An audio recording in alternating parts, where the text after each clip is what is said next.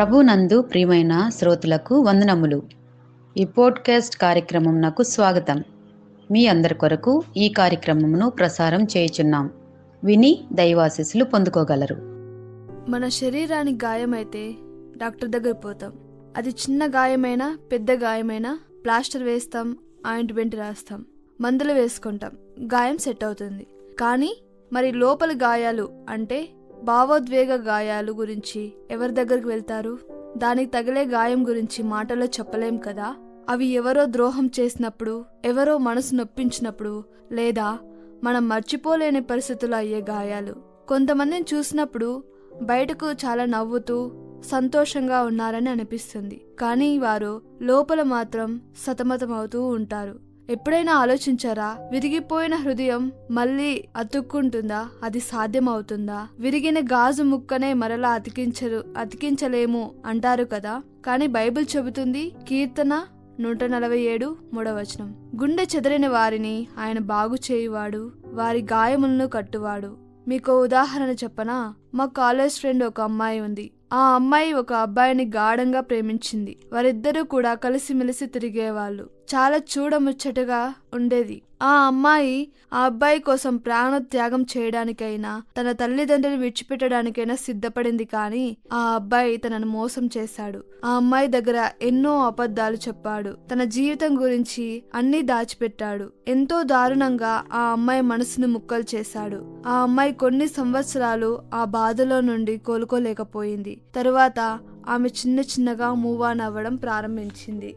Healing point అనేది start అయ్యింది. బయట వాళ్ళు మన నొప్పిని అర్థం చేసుకోలేరు, కానీ దేవుడు మాత్రం గుండె చెదిరిన వారిని బాగు చేస్తాడు. కేవలం ఓదార్చడం కాదు, ఆ గాయాన్ని కడతాడు, దాన్ని మాన్పుతాడు.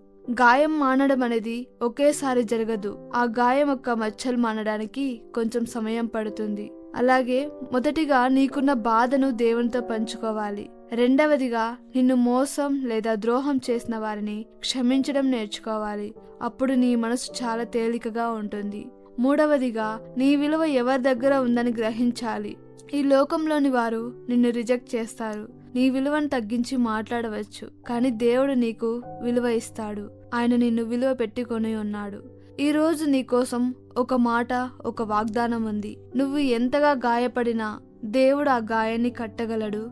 నీ హృదయం విరిగిపోయినా ఆయన దాన్ని తిరిగి చక్కగా అమర్చగలడు. గుర్తుపెట్టుకో, గాయం మానడానికి సమయం పడుతుంది, కానీ అది తప్పకుండా మానుతుంది. నీ విరిగిన మనస్సుని దేవునికి ఇవ్వు. ఆయన దానికి రంగులు అద్ది చక్కటి నూతనమైనదిగా మారుస్తాడు. దేవుడు ఈ వాక్యం చేత మిమ్మల్ని దీవించి ఆశీర్వదించునుగాక. ఆమెన్. God bless you. ఈ కార్యక్రమమును గూర్చి మీ సలహాలు మరియు మీ ప్రార్థనా అవసరతల కొరకు మమ్మను సంప్రదించవలసిన మా ఫోన్ నంబర్ 9480585039 మరియు ఈమెయిల్ ఐడి info@fibaonline.org. మా ఫోన్ నంబర్ మరొకసారి 9480585039. Email ID info@fibaonline.org.